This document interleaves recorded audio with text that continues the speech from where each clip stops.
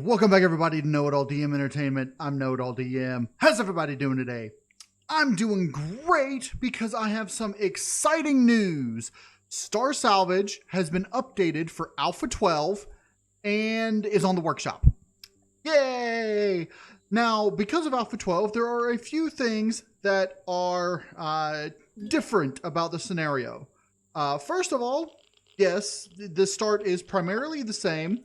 You start on a, junkyard planet like normal, but you start in a it's a fixed system that I have set up, and this system is going to be the same every time, except for the individual details of planets and such may be different. The layout of the system is the same. Apart from that, you have this entire galaxy to explore. And there is also this system over here, which is always there, and it is always 23.2 light years away in the same position. This is Vertron. It's a black hole, and it's a story mission, but the missions aren't implemented yet, unfortunately. But I figured I'd go ahead and get what content I could online. But that is going to be, the black hole is going to be where the cursed planet is. So a few changes, main changes that you will notice when you play Star Salvage is, in addition to basic, Alpha 12 updates, the updates to the scenario itself. I'm just going to do this. In the starter junkyard, there is always this one junk storage owned by Polaris. And when you come into here, you can utilize this as a starter base for 30 minutes once you click that. So after you click that, you have power in here and it's radiation resistant and everything for 30 minutes. After 30 minutes goes by, which each of these dots will disappear after 5 minutes. Once 30 minutes has gone by, then the whole thing shuts down. And you'll have to flip this down for 30 minutes before you can flip it back up and use it again. The reason behind this is I don't want people using this little base permanently. I want them to move out and do their own thing. Plus, there's no constructor in here. It's, a basic survival camp.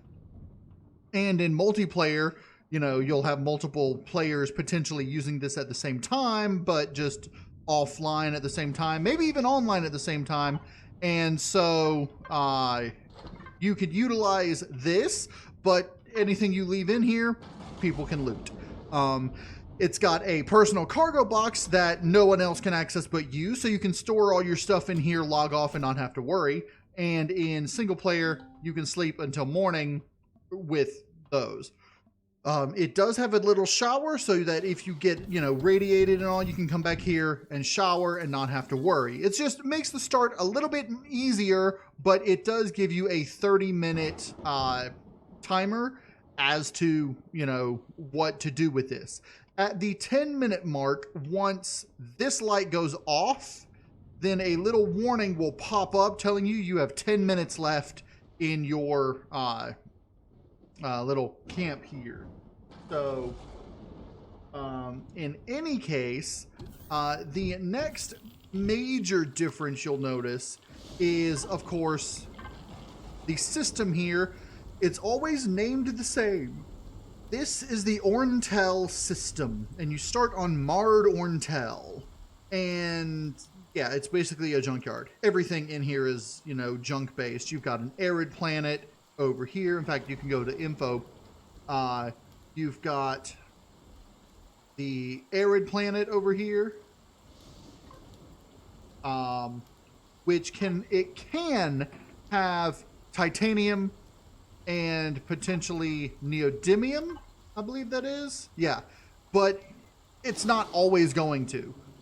This in the star map shows potential resources for that planet type, not what is actually on it.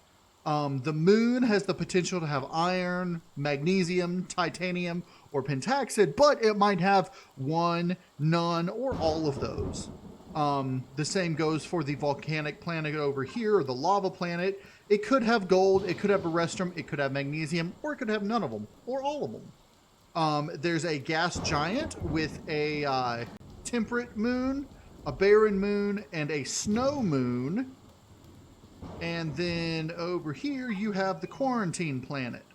In addition to that, there is a trading station right here that you can have access to.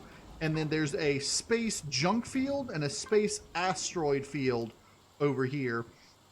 So you've got a few things that you can, you know, start looting from right away. The junkyard over here and the asteroid field. Now, in order to get to the quarantine planet with a small vessel, you actually have to do a good amount of warping. You'd have to warp from here, down to here, over to here, over to here, over to there, and then finally over to here. If you had a capital vessel, you can just do 2 warps straight to and from the trade station here. The problem is getting a capital vessel is a little bit more difficult because of the titanium requirement. And the only way to get titanium, well, primary way to get titanium is with titanium plates. And titanium plates don't turn into the ingots and stuff. So you actually have to loot the devices and such to get what you need to make what you want. But that is why there are multiple ways to get there. You can get to every sector with a small vessel. It just takes a little bit longer and uses more pentaxid in certain situations.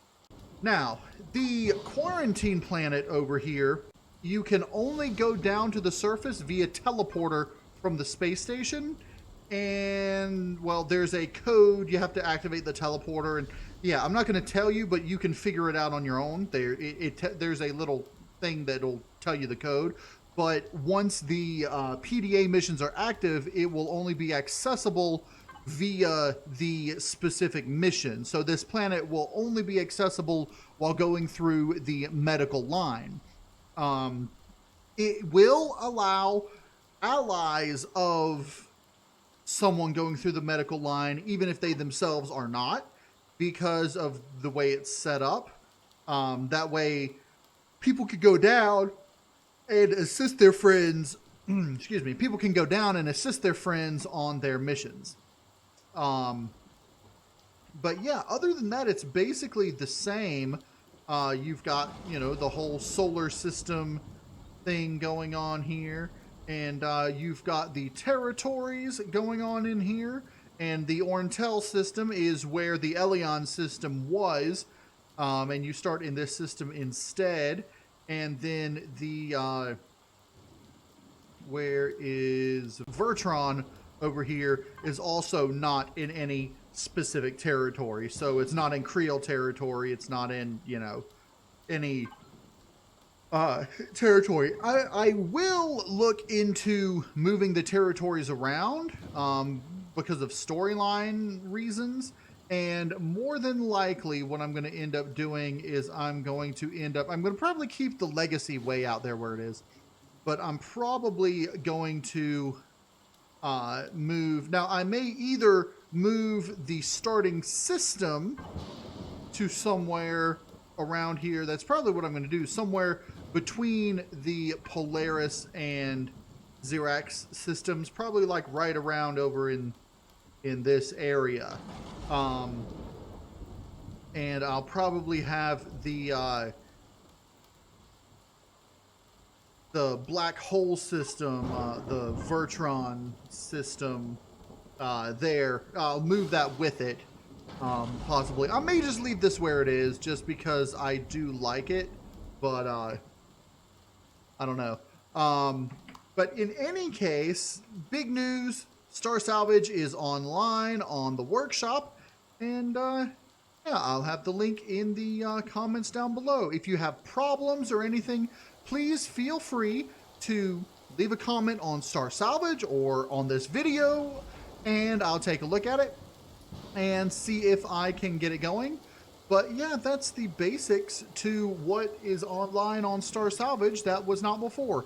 It is a brand new scenario on the workshop. I kept the old one, relabeled it Alpha 11, so that Alpha 11 will still work with that for anyone who wants to use Alpha 11 and does not want to update to the latest thing. Also, point of note, the junkyard planets that we were having problems with before are now fixed. So you shouldn't have any problems. There was only one type of additional junkyard planet, the junkyard temperate. I just renamed it junkyard. And so when you mouse over it, you'll get this and everything, but you'll have this same description minus the start and basic equipment. So, additionally, you'll notice that certain planets cannot be accessed with capital vessels. It looks like in this playthrough, both the arid and lava planet are accessible via capital vessel, but that's not always the case. Only 25% of planets are accessible via capital vessel. All moons are always accessible via capital vessel, and the quarantine planet is not accessible via anything apart from that teleporter. You can't even build a base on there, so you'd have to build a hover vessel down there or what have you. In any case, that's basically it for the updates. All the space playfields, all the planetary playfields are updated to Alpha 12 and are set with all the Star Salvage extra stuff, so it should be awesome. But in any case, I hope you guys enjoyed this update on Star Salvage. If you did, hit the like button and leave a comment down below. Let me know what you think. If you have any ideas, questions, comments, concerns, please feel free to voice them. And as always, I'm KnowItAllDM, and y'all have a good day now.